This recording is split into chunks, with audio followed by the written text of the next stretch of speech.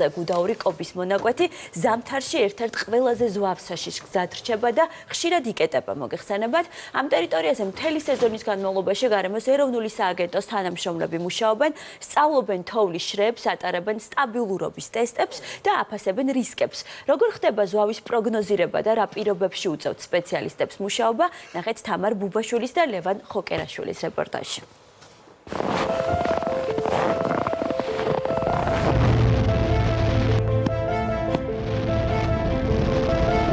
ხავარ დაახლოებით 150 სანტიმეტრი. კარგად მოუთხავთ რა. ზღვის დონიდან 2400 მეტრი, გუდაური კობის 14 კილომეტრიანი მონაკვეთი ზვავ საშიში მაღალი რისკის გზა, რომელიც ზამთარში ხშირად იკეტება. სწორედ ამიტომ ამ ტერიტორიას ზვავების მონიტორინგის და პროგნოზირების სპეციალისტები მთელი ზამთრის განმავლობაში სწავლობენ და აკვირდებიან.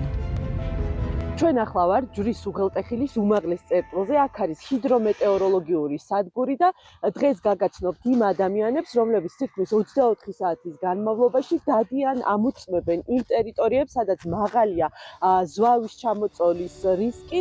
ამ რეპორტაჟის მომზადების დროს ზვავ საშიშროების გამო გუდაური კობის მონაკვეთი ჩაკეტილი იყო. ასე დროს ტერიტორიაზე მხოლოდ სპეციალისტები რჩებიან, დანარჩენი მოქალაქეებისთვის კი აქ გადაადგილება აკრძალულია. ჩვენ დღეს მეზღვავეებს დავემგზავრებით და ვნახავთ, როგორ მუშაობენ ნალექის ქარისა და ზვავ საშიშროების პირობებში მთელი ზამთრის განმავლობაში.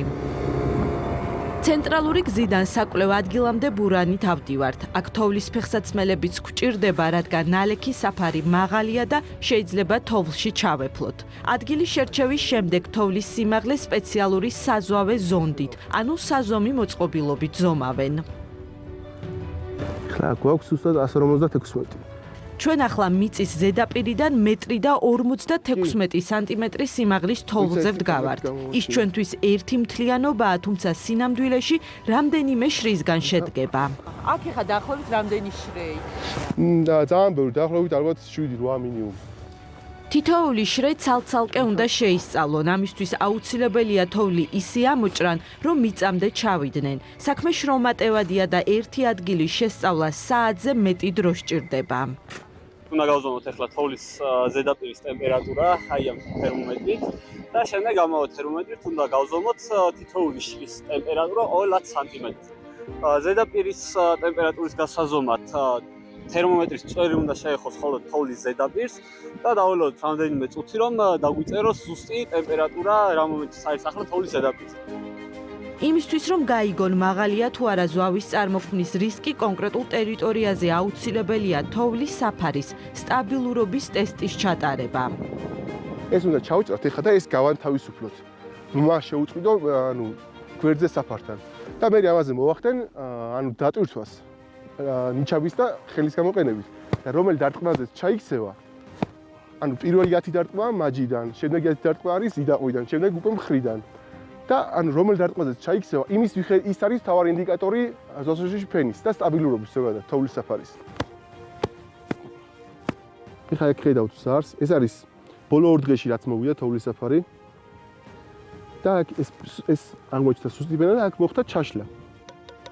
მაღალია თუ არა ზვავის წარმოქმნის რისკი, ამის ერთ-ერთი ინდიკატორი თოვლის მარცვლების ფორმა და ზომაა.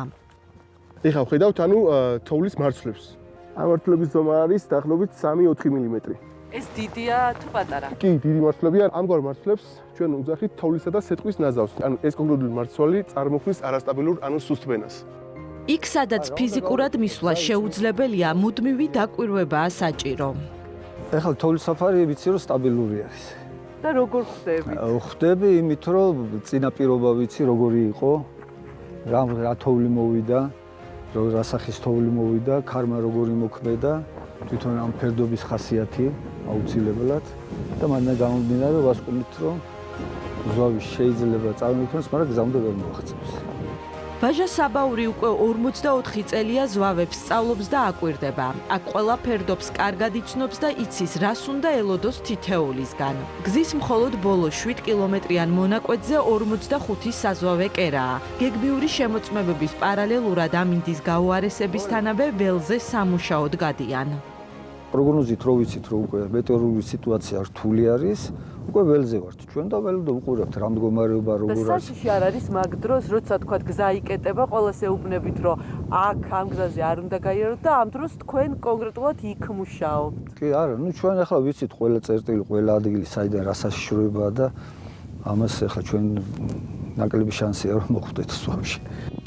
პირველი თოვლის ჩამოვარდნის დღიდან გვიან გაზაფხულამდე მეზღვავეები მცხეთა სტეფანწმინდა ლარსის 129 კილომეტრიან მონაკვეთს მეთვალყურეობენ. დასვენების დღეებსა და დღესასწაულებს მთელი ზამთრის განმავლობაში ზვავების დაკვირვებაში ატარებენ. მათი სამსახური არც თოვლის დადნობის შემდეგ სრულდება. ზაფხული კვლევების პერიოდია.